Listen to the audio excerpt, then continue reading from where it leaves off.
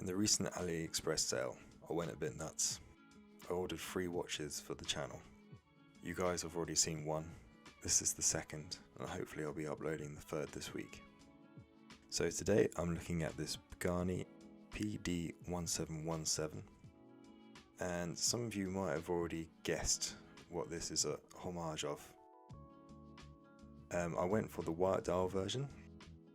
They have 4 different versions. They have black, navy, green, and the white, obviously. I've never owned a white dial watch, so I thought I'd try this one just for something new. And on first impressions, I really like the watch. So let's take a closer look at this watch. The watch is made out of 316L stainless steel. It features a Seiko NH35 automatic movement. The watch measures in at 38mm. The lug width is 20mm, so it is quite a small watch by my standards. Now, as mentioned, the watch is made out of stainless steel.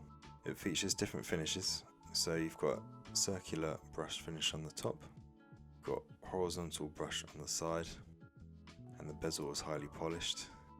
You have this nice chamfered edge which has been highly polished, which makes the case a bit more interesting. You have the side crown there with the Pagani logo. It does feature a sapphire crystal with AR coating. I think it's single domed, because as you see there is a bit of distortion in the crystal. The crystal is nice and clear, and the fact that it's single domed I think gives it a little bit of character, probably a nod to the vintage design. You have sword style hands which are highly polished, and you have the seconds hand which is also highly polished and finished with a red tip. You have the Pagani logo at 12 o'clock. You have the water resistance, which is 200 meters, and the automatic text. And then right at the very bottom you have Japan movement. Now overall, the case finishing is quite nice. The bracelet I think lets down most brands on AliExpress. It feels kind of jangly, a bit cheap. You've got brush finishing, and then you've got the highly polished sort of sections coming down here. You've got female end links, standard push pin on the side, and then the clasp is this sort of generic brushed clasp, flip down lock, double deployment. This bit is milled, so it's not too bad, but again, this still feels a bit cheap. It doesn't really work too well, but it does the job. You can tell this is where they save the money. You've got 3 levels of micro adjust, so there's not much micro adjustment there. The watch came in this box, and it came with a push pin tool, swing tag. You have the warranty card and instruction manual.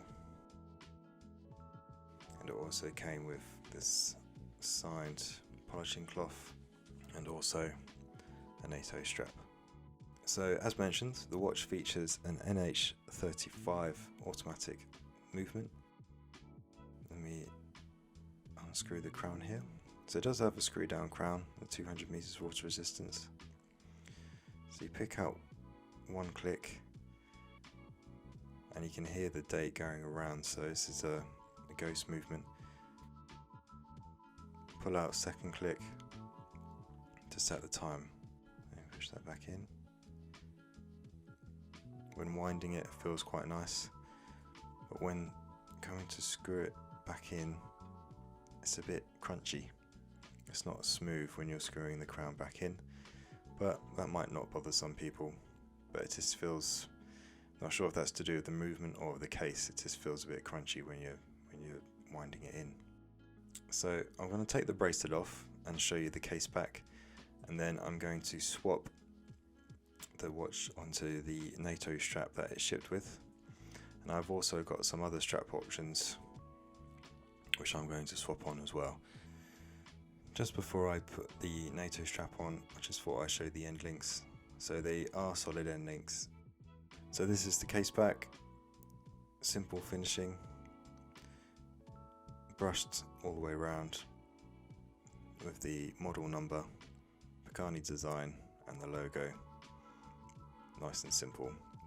Actually leaves you a space here if you wanted to get engraved, which is quite nice.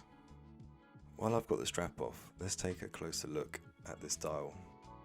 So every hour, obviously you have the numbers, which are filled with C3 lume. You have the minute track going around the outside of the dial, which is nice. It's slightly raised off the rest of the dial, and it has a highly polished edge going around.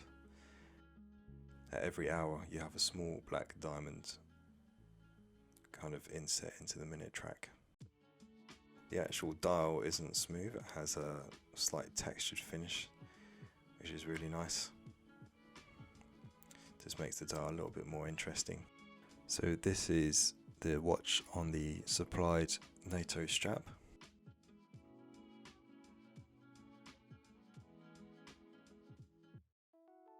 So I've put it onto this silver NATO strap that I made for my brand.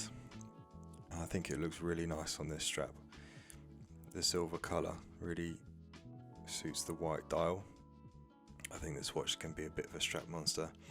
It's got the 20mm lug distance, so you'll be able to fit a wider range of different straps.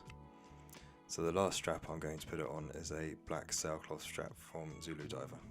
So there is the watch on the black Zulu Diver sailcloth strap.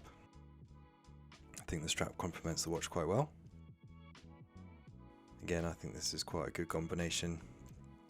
I'd be tempted to wear it on this or the silver NATO, but I think for me the silver NATO definitely would be the one to go for. I think it looks really cool. So I think the white dial on this watch complements a load of different strap colours. You could probably go blue if you wanted to, or yeah, there's just so many different colours you could go for with this white dial. It's pretty universal. Probably something with a bit of red in it would work well as well, because there's a bit of red on the seconds hand. But yeah, I think for £100 for this watch, it's pretty good. You get all the extra stuff. You get the extra NATO strap, you get the warranty card, instruction manual, push pin tool, the box. So yeah, I don't think it's pretty reasonable for the money. So let me know what you guys think in the comments. I'm gonna throw up a lume shot. I think the lume on this watch is pretty decent. It uses C3, and because they've got those applied hour marker numbers, they filled them up with the C3, so it does shine quite good. I think if you're looking for a nice filled watch that you can throw onto different straps, it'll probably look really nice on a leather strap as well. Then this is a good choice. My only gripes is the crown. When you try to screw it in, it is quite crunchy and it doesn't always catch.